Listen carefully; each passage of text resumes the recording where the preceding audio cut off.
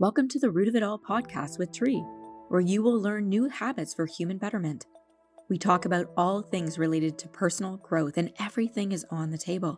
Each episode will explore different topics like self-care, mindfulness, goal setting, and more, with a focus on practical tips and actionable advice you can start implementing in your life today. Our goal is to help you become the best version of yourself and live a more meaningful life. So grab a drink, cozy up, take your dog for a walk, or go for a drive. Join us for some fun and meaningful conversations with some amazing humans. Let's grow together. Hey everybody, welcome to another episode of The Root of It All with Tree. Today I am with Erika MacKay. She's the owner of Niche for Design. And it's so funny. We always end up in conversations whenever I'm recording these and I'm like, oh, I got to record. This is such a good conversation. So what we started talking about is, first of all, thanks for being here. Thank you for having me, Tree. And so what we were talking about is just people ending up in distraction. So even in their mind. So for you, you're coming into offices and you're recreating a beautiful environment for them to work in, even for them to you look at all aspects. And we're talking about people getting distracted. So even when you go in and you're putting things together and you're coming up with new ideas and new things for them to really enhance their environment, like teach me about different things of, I guess, what not to do if you're having and that's even from a human behavior perspective, because how this started is that we're talking about people and how they can end up focusing on things that are not useful. And from a neurolinguistics standpoint, from a human behavior standpoint, it comes from fear, right? So yeah, let's start with that. Yeah. So one of the most interesting things about this distraction conversation as it relates to our workspace is that in truth, distraction is the number one thing that we're tasked with focusing with, whether the client is specifically saying it or not. That ends up being very commonly a number one priority. And it's because people have issues with acoustics and visual distraction, sometimes even smell distraction. They're too close to the kitchen and the smell inhibits their ability to work well during the day. So Wow. it's kind of funny that it ties into the design solution itself. Yeah. I would have But never thought of any of those things. it's Yeah, huge. that's Acoustic, wow. actually, even temperature Okay. distraction. So a big part of us creating a design solution is managing those. Not that you want to put everyone in a desensory box and let them work, but kind of managing when those distractions are appropriate and when they're not, through the way that we're planning the space and the elements that we're incorporating to help people focus when they need to focus. But the ironic thing is, and this is more so what we were talking about before, Mhm. is there's so much information about what you need in an office, both in Mhm. terms of our preconceived ideas. These are the offices I've worked in the past or that I've seen in the past as a corporate employee. And so people are bringing those ideas to the table thinking, well, every office has this boardroom, lunchroom, bullpen scenario. We obviously need that. Bullpen. Yeah, I really don't love when people use that term, but we hear it a lot. And again, it's a preconceived notion. Like every office I've been to has this open area that we call the bullpen, and that's where people work. And I think we've come to a time, particularly post-pandemic, where so much has changed in the workspace and when people are in the workspace and what they're actually doing effectively and not effectively in the workspace. And so as a result of that, we have all these preconceived notions of what we think the office is, all of these ideas about what it can be, and it's kind of overwhelming, I think, for a Mhm. lot of businesses to like know what they actually need to do. Oh, And so it would be, that's kind of where we yeah. come in. Yeah. It would be so overwhelming. Like I wouldn't even know where to start at all. So where do you start? Yeah. So, where we most like to start is with a really collaborative process between the leaders of an organization, our team, our experts in design, and ideally representatives of their of different teams to be able to help us as designers, but also to help the leadership team understand what they actually need. So we like for them to start kind of at the HR level, actually, at the Okay. policy level, and start thinking about, okay, what is our hybrid policy? Because that, if they have one, or if they don't have one, kind of in both cases, that factors into what they actually need from the space. And And a then quick we can kind question. of drill down. And Yeah. and I want you to finish answering but a quick question. So from before the pandemic and after the pandemic, what is like the difference between the percentage of how many companies are hybrid and not? Yes, I don't know if I could recite the exact numbers because it fluctuates and it varies from industry to industry and location to location, but I can confidently say that most companies across the board industry-wide are still hybrid in some capacities. Okay. Most of them have a policy around that dictates X days a week or certain days of the week or certain tasks need to be done in office. But I do still see a lot of companies that have a lot of ambiguity around it, which makes it challenging to create a space to support that. So we Mhm. like to encourage them to kind of have those dialogues with their team first to get a better understanding of, okay, marketing team, most people say they want to be in office sometimes for Yeah. connection and Yep. collaboration, meetings, sometimes just to get out of the office or the house, Yeah. right? Yeah. So understanding what are the reasons by kind of team and role and individual, then we can start to build out a space to support what they're actually doing. Sometimes people just assume, yeah, I need 50 desks because I have 50 employees. Well, half of them are only there for meetings, so don't give them a desk. They can't sit at the desk for their Yeah. meetings. They need something entirely different. And what before would have been one of the first questions you would have asked? Because now you're talking to the HR, you're asking about, okay, what does this hybrid thing look like? But what before would you have asked first? So this was changing a little bit before the pandemic, but Okay. but still, Okay. like how many employees do you have? How many people are in office? We would still ask departmentally, what are the functions of each one? More often it was like how much storage that do they need and things like that, where now more often than not, it's we don't really need any storage, maybe a drawer for a person, some snacks. Like it's very minimal for a lot of companies, really. Awesome. Yeah, yeah. So that's the biggest thing is it's no and really conventionally when you think of space planning and realtors deal with this a lot, there used to be a formula where it was 100, 200, 100 to 200 square feet per person. So if a business came to you as a realtor and said, "Hey, I need office space." Okay, how many employees do you have? Times that by 100, more or less, that's the amount of space you're looking for. And today, that makes no sense because Yeah. it varies so greatly depending on how many team members you have and what they're doing and how often. And so it ends up being a huge waste of money to just apply that generic formula. You could end up with paying for twice as much space as you actually need. Wow. Yeah. Yeah, these are things, yeah. So it's almost comical to think about, okay, a human being takes up 100 square feet. I Like, know, right? How can you define that? Yeah. yeah. So okay, so before I interrupted you and you were saying, okay, so part of the process you start with HR, you start with the how many employees, how many hybrid, and then what? And then more, this is where it's evolved since after the pandemic and how things change. So yes, we still need to know how many people are working there, but Mhm. equally important, when are they working there and what are they doing when they're there? Okay. Yeah, and there's an individual kind of human aspect to this, like understanding what people really care about in your organization too. And this becomes a bit of a culture piece. Like so the leader can come to us and say, yes, this is how I would describe our organization. And that's valuable and important, but it's also really helpful to have an understanding of how your team views the organization. And then we can kind of incorporate those values into the way that the space is Mhm. considered. Yeah. So is it the formality of it, or do they really love the fact that it feels like a comfortable, welcoming family environment? And do we want to make sure we maintain that feel in the Mhm. the changes that we make, right? So yeah. And the cool thing that connected us, I think, in a big way is that it's like we both work with humans basically, even though you're working with the space. Everything that you've mentioned is about the human, which is so cool. And it's so important because even every human that has a job, you're working 40, sometimes 60 hours a week, right? Like nowadays, it's the realistic thing is we all work more than 40 hours a week.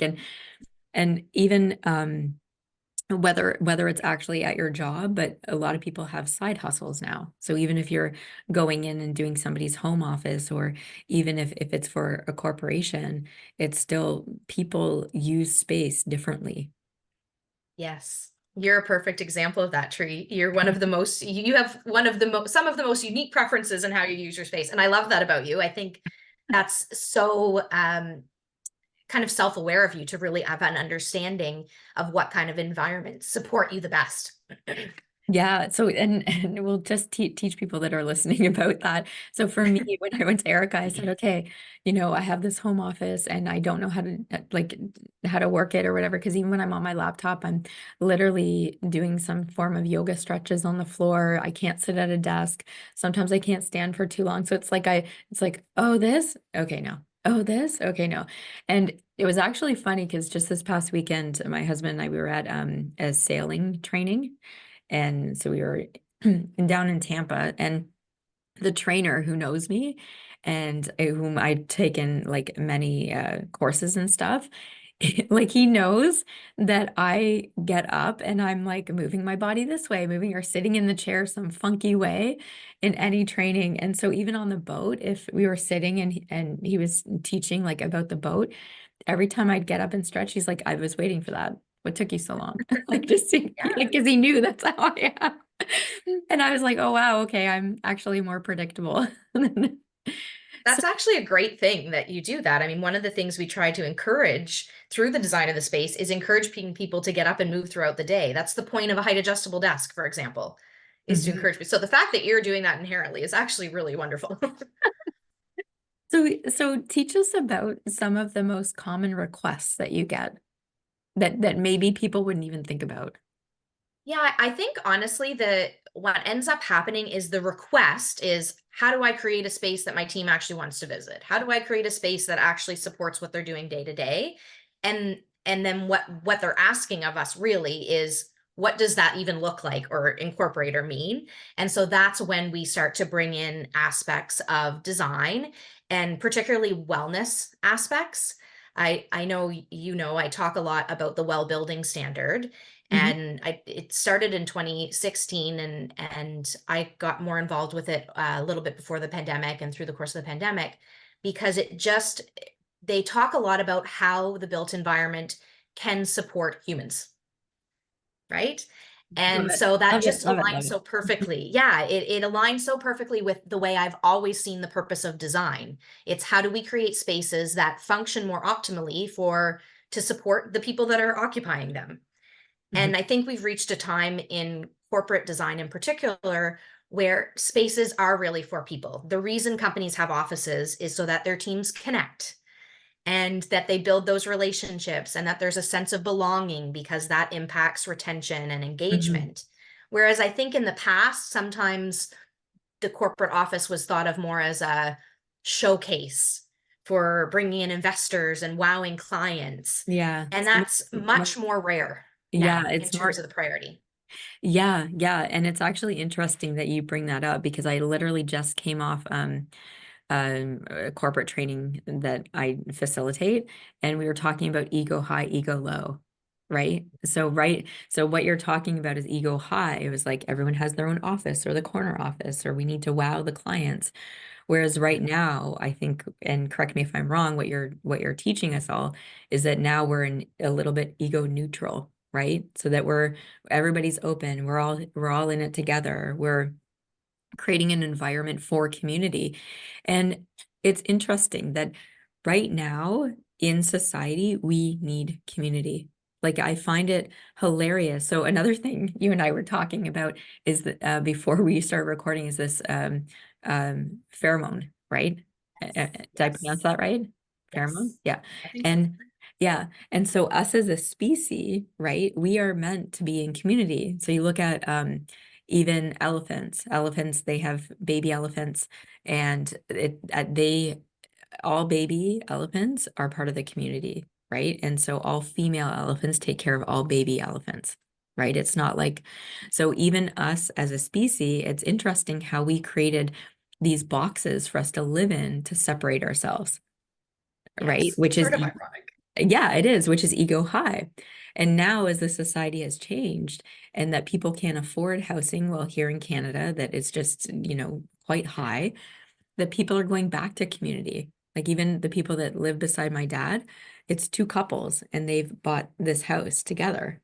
And so it's community. And and I think it's great. I think there should be more things and I think it's amazing what it is that you're doing for offices. I think it's absolutely amazing the amount of options and that the way that you're looking at it from an ego neutral place, right? And that's the great Erica, like anybody that wants their office done or anything, reach out for niche for design, and make it because has such her and your team has such a passion for coming at it from the business perspective, not oh, this is how it should be, right? Because that's how the world used to be. This is how it should be, right? Even when you look at politics, like it's very interesting. So I have a bunch more questions for you. Okay, I'm So ready. yeah, I know you are. So so when you're say when you're working with a company, right? And you walk into the company, how is it that you pick, say, like the color? Like obviously there's probably part of the branding, but like how do you incorporate the color or the branding in with how the office is? Yeah, that's a great question. Certainly, the branding is an important starting point. Most companies, I believe, should have representation of their branding if they've Mhm. gone through the exercise of being intentional in the visual brand they've had created. But how we integrate the branding becomes an exercise in understanding the motive for making the improvements in the first place. And usually that's around kind of the experience that they want to create in the space. Are they trying to make it feel sort of, and this is common, are they trying to make it feel like home for their employees? Well, that might dictate the way that we incorporate the branding and what other colors or elements we choose to incorporate in the space. Certainly, there's an aspect of what's current and trendy in a lot of cases. Like people want the office to look modern and updated and appealing in a generic sense. So there's a bit of that lens. But I think the way that it's respective of each business's needs comes down to understanding their culture, their values, and the way they want their team and other people who visit to really experience the space. Mhm. And that's so important, like all what you described in terms of um when people are comfortable in their own space, they're comfortable when people comes into their space, right? Yeah.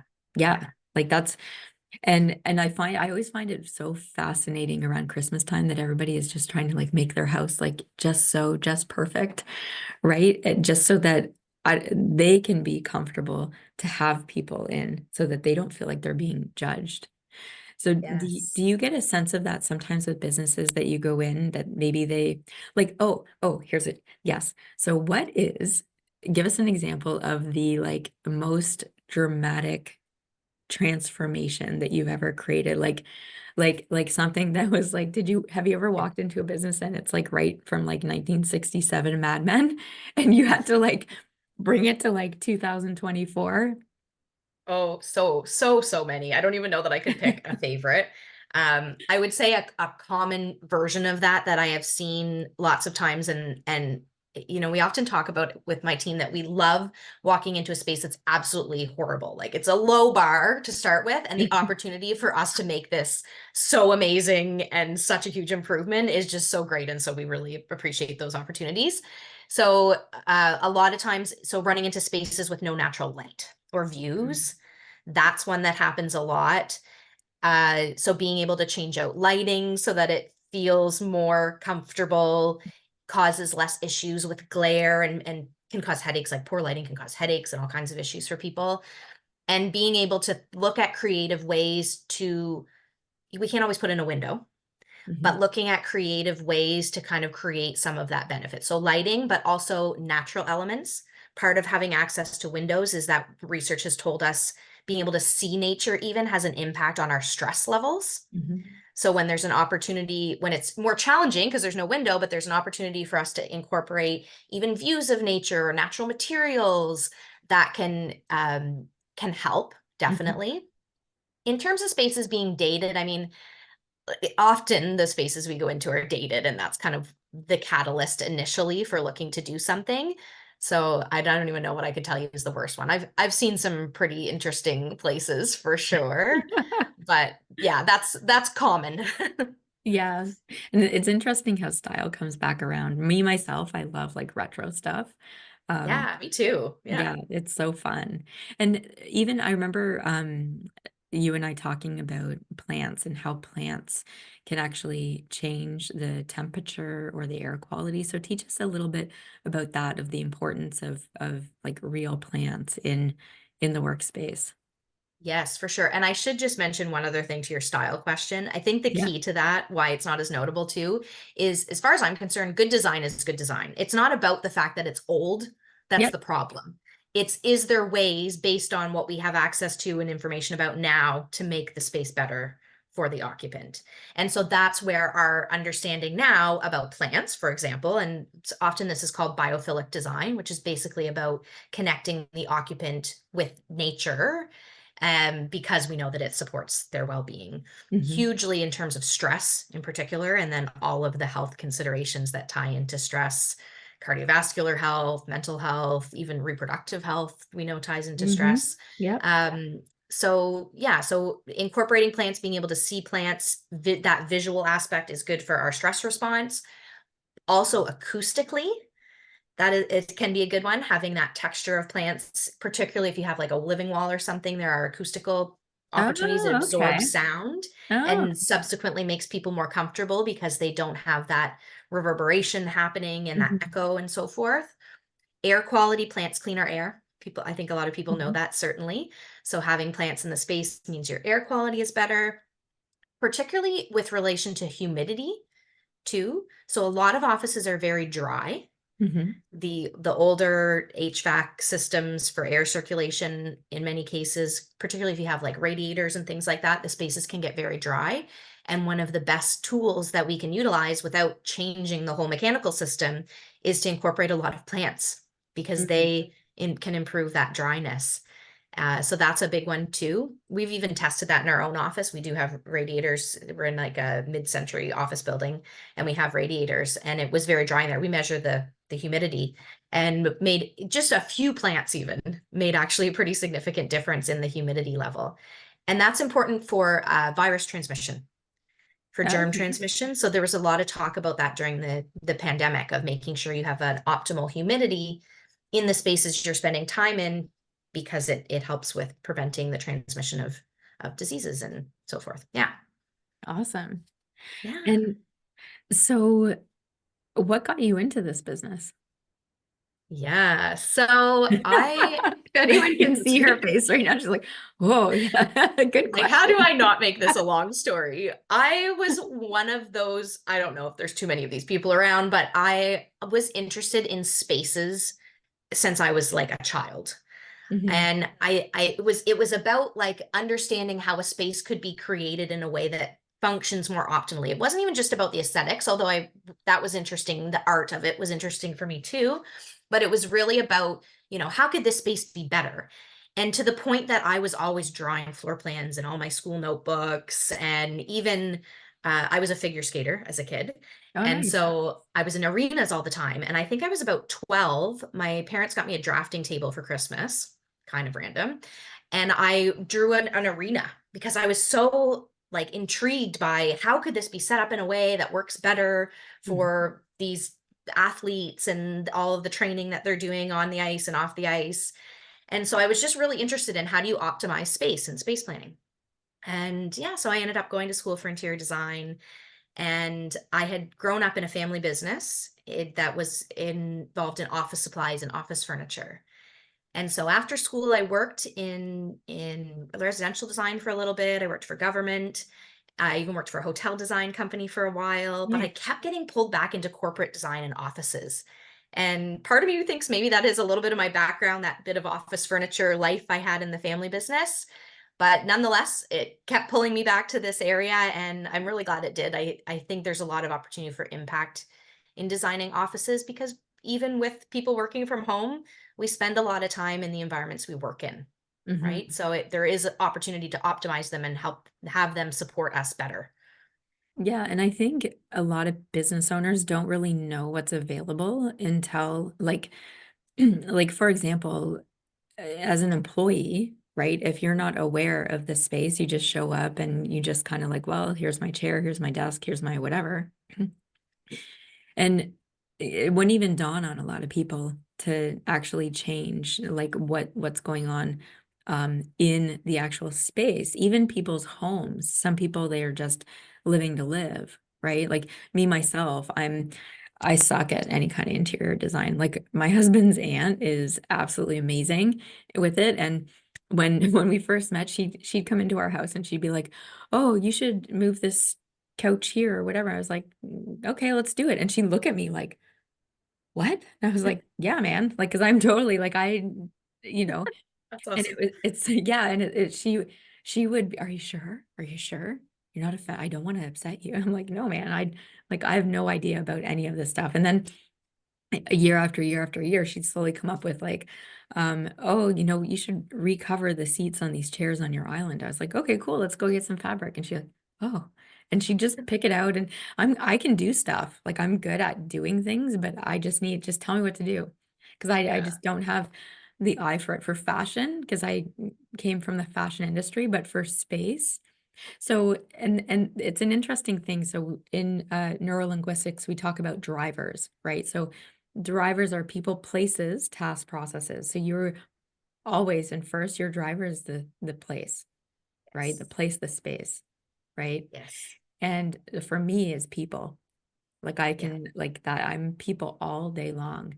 And also a bit of tasks, right? So for you being a business owner, you're very much places, and you probably have some either task or process. I say task, but you have employees that fall into the process category, which is good for keeping clients on like in the funnels that you need them to be in so that they're not going rogue on you. Yeah. And Yes. processes for me is like, oh my gosh, just I will avoid distract myself in so many ways. And yeah, so I have people that do my processes for me because it's just not my jam.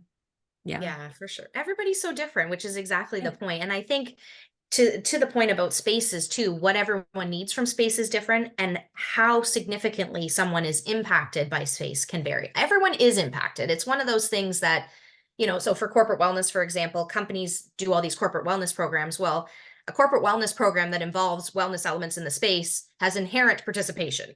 If you're there, you're participating in it, Yeah. right? Yeah. But it will be more impactful for some than it is for others. And Hmm. I think that's a really important thing to understand, and really for companies too to realize. I think sometimes companies are nervous that, oh, if we say we're going to do all these things, like the employees are going to ask for everything and we won't be able to do it for them.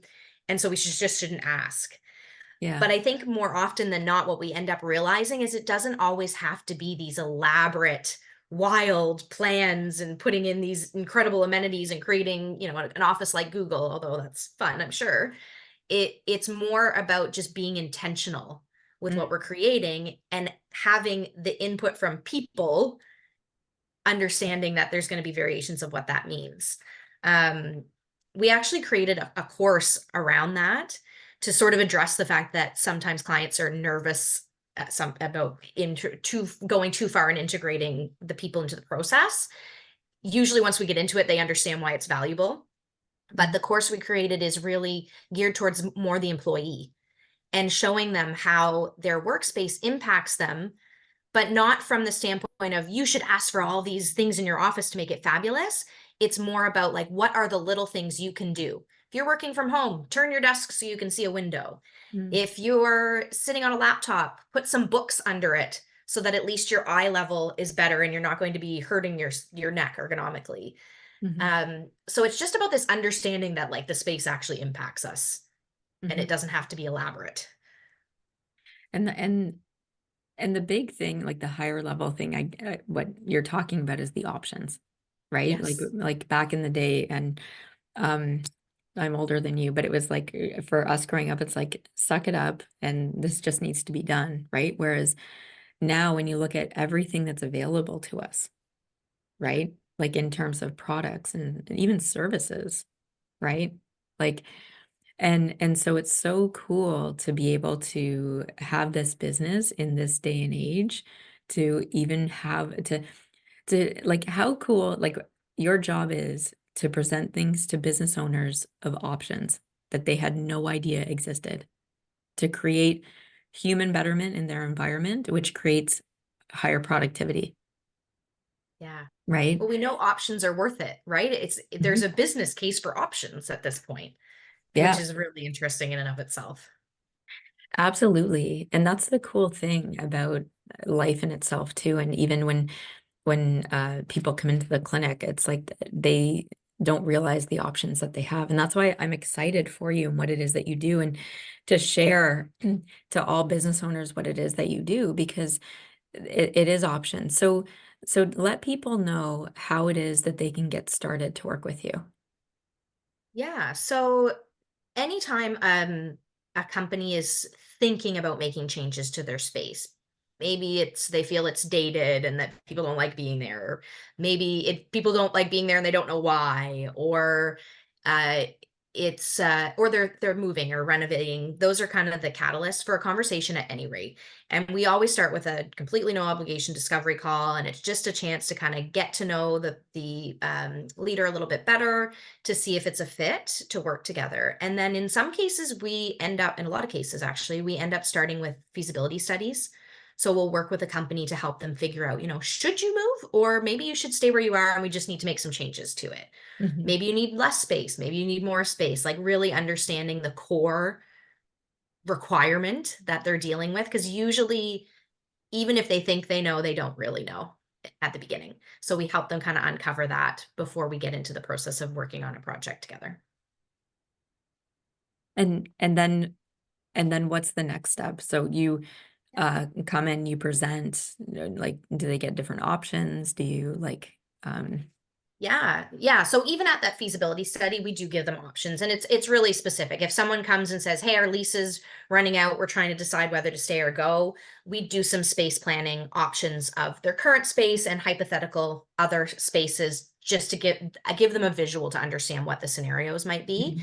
Oftentimes, there's a budget component to that too. Like we'll look at furniture budgets and example construction budgets to really help them make an educated not a guess, an educated decision Yeah. on what they're doing. I mean, there's obviously variables. We can't space plan every space on the planet.